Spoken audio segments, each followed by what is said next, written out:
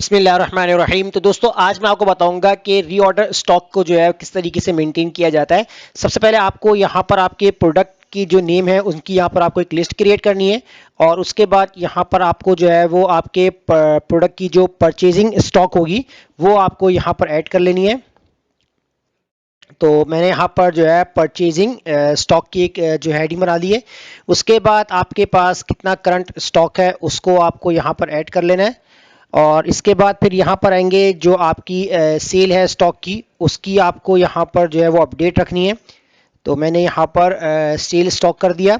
उसके बाद आपको कितना रीऑर्डर करना है कि आपका जो स्टॉक होता है वो शॉर्ट हो रहा होता है तो आपको कुछ ना कुछ स्टॉक जो होता है वो रीऑर्डर करना होता है। तो मैं यहाँ पर रीऑर्डर स्टॉक के नाम से जो हेडिंग बना लेता हूँ।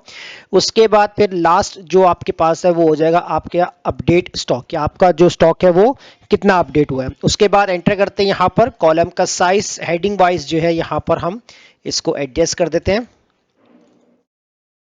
अब यहाँ पर आप जितना स्टॉक के ऊपर काम करना चाहते हैं वो आप अपने हिसाब से कर लीजिएगा। मैं फिलहाल यहाँ पर कुछ ही एरियाज को सिलेक्ट कर लेता हूँ और इनको यहाँ पर हाईलाइट कर लेते हैं हम डिफरेंट फॉर्मेटिंग के साथ। तो यहाँ पर हाईलाइट कर लेंगे।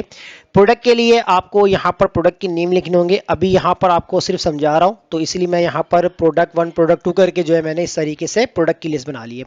अब परचेजिंग स्टॉक्स आपके पास इनिशियली कुछ ना कुछ होगा तो उसकी डिटेल भी आपको यहाँ लिख लेनी है।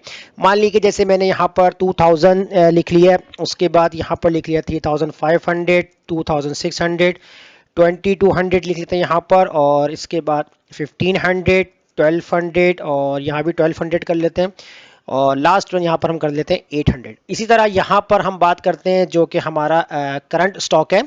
तो करंट स्टॉक जो है वो आपके पास कितना मौजूद है। तो ये इनिशियली स्टॉक होगा कि जो आपने स्टार्टिंग में परचेस किया होगा। अब करंट स्टॉक कितना रह गया वो भी हम यहाँ पर लिख लेते हैं। तो इसकी मजीद डिटेल्स हमारी वीडियोस के अंदर मौजूद है, वहाँ से देख सकते हैं। यहाँ पर जस्ट मैं आपको जो है वो रीऑर्डर स्टॉक के बारे में बता रहा हूँ।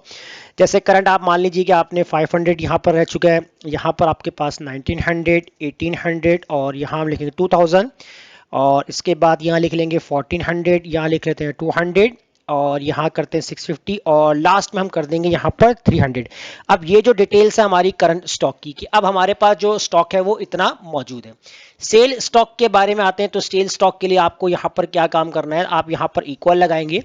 जितना आपने परचेस किया था इसमें से आप माइनस कर देंगे जितना इस वक्त आपके पास करंट स्टॉक है। इसके बाद आप यहाँ पर कर देंगे इसको एंटर।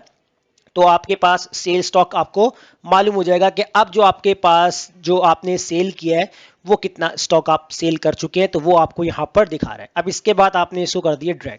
तो सेल आपने जो है वो इतना आपने जो स्टॉक है वो सेल कर दिया। अब आपको कितना स्टॉक जो है वो रीऑर्डर करने की जरूरत है। तो यहाँ आपको कुछ इस तरीके से कंडीशन बनानी, आप इक्वल लगा के इफ का फॉर्मूला राइट डाउन करेंगे। पहला काम आपको करना है कि आपने करंट स्टॉक जितना आपका स्टॉक मौजूद है इसको आप सेलेक्ट करेंगे। अगर ये स्टॉक आपका ग्रेटर देन होता है इक्वल, यानी कि आपका अगर ये स्टॉक कम होता है, छोटा होता है या बराबर होता है किस चीज के, अब हम एक यहाँ पर एक वैल्यू देंगे। अब वैल्यू आपको कितनी देनी है आप अपने हिसाब से रख सकते हैं। मैंने यहाँ पर टाइप कर दिया जैसे कि मुझे 600 तक का जो है वो एक नॉर्मल एवरेज रखना है कि अगर ये 600 से कम होता है या इसके बराबर होता है, कॉमा, तो आपके पास क्या हो जाए, जो आपका परचेजिंग स्टॉक जितना आपने स्टार्टिंग में परचेज किया था आप उसका कुछ परसेंटेज जो है वो रीऑर्डर करेंगे। तो जैसे मैंने यहाँ पर करवा दिया मल्टीप्लाई बाय 30% के मुझे 30% जो है वो मजीद जो है वो रीऑर्डर करना है अगर मेरा स्टॉक 600 से कम हो जाता है। कॉमा लगाते हैं, वरना आपको यहाँ पर ब्लैंक दिखा दें तो कोटेशन ओपन कोटेशन क्लोज कर देंगे और ब्रैकेट क्लोज करके अब हम करेंगे यहाँ पर एंटर। तो देखिए यहाँ पर रीऑर्डर हो चुका है आपका 2000 का जो स्टॉक था उसका 30% निकल के आ चुका है क्योंकि आपका करंट स्टॉक जो है वो 600 से कम है, यानी कि कितना बचा हुआ है 500। अब इस फॉर्मूले को जब आप ड्रैग करेंगे तो देखिए जहां आपका ब्लैंक आ रहा है इसका मतलब है कि करंट स्टॉक जो है आपका 600 से ऊपर है, तो आपको उसको रीऑर्डर करने की जरूरत नहीं है। तो सिर्फ जहां जहां आपके पास जो परसेंट में आंसर आ रहा है 360, इसका मतलब है ये ऑर्डर आपका 600 से कम हो चुका है, तो इसलिए आपने इसको रीऑर्डर किया है परसेंटेज के हिसाब से। तो परसेंटेज के हिसाब से भी कर सकते हैं और इसके बगैर भी कर सकते हैं। फिलहाल मैंने परसेंटेज को यहाँ पर कंसीडर किया। अब बात करेंगे यहाँ पर आपका अपडेट स्टॉक। अब अपडेट स्टॉक आपको यहाँ पर कैसे जो है कैलकुलेट करना है, आप यहाँ पर लगा लें इक्वल और इफ एरर का फॉर्मूला यूज कर लें क्योंकि एरर ना आए, तो इसलिए हम यहाँ पर एरर का फॉर्मूला लगा रहे हैं। एक ब्रैकेट ओपन हो जाएगा, एक और ब्रैकेट ओपन कर लेंगे। अब यहाँ पर आपको सबसे पहले सेलेक्ट करना है जो कि आपका करंट स्टॉक है, इसमें आप इसको प्लस कर देंगे। किसके साथ प्लस करेंगे? जितना आपने रीऑर्डर किया है, तो ये आपका जो है वो ऐड हो जाएगा, तो आपका स्टॉक भी अपडेट होता हुआ नजर आ जाएगा। आपने एक ब्रैकेट क्लोज कर दिया और उसके बाद आपने कॉमा लगाया और यहाँ पर एरर के लिए आपने double quotation open, double quotation close करके और ब्रैकेट क्लोज कर देना और एंटर कर देना। तो देखिए यहाँ पर आपका करंट स्टॉक 500 था, आपने रीऑर्डर किया तो वो ऐड होकर कितना हो चुका? आपका स्टॉक अपडेट बता रहा है 1100 हो चुका है।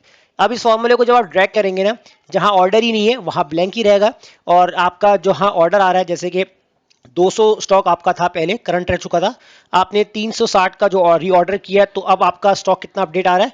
560 आ रहा है। तो इस तरीके से पूरी एक आप अपनी एक लिस्ट एक पूरी मेंटेन कर सकते हैं आपके स्टॉक वाइज।